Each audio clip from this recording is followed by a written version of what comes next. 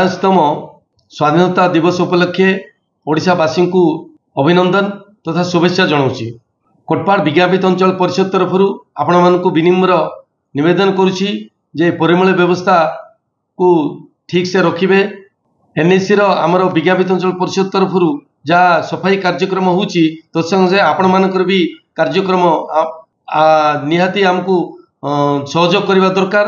तत्संगे संगे आमर कोटपाड़ रे रोड घाट रे गाई गोरु जो छाड़ुछंती सेमान को मु निवेदन करुछि दयापूर्वक रोड पर गाई गोरु छाड़तु नहीं। एवं सबुत मुख्य कथा है जो डेंगू आजिकल जो होउछि डेंगू प्रति आपण सावधान रहंतु एवं टायर एवं कुंड मानकरे जो पानी रोची ताकू टिके ध्यान देवे एवं विज्ञापित अंचल परिषद तरफ मु निवेदन करुछि गृह टिकस पैठ करेंगे। टाइम रे पैठ कले आपन को सब्सिडी मिलबो।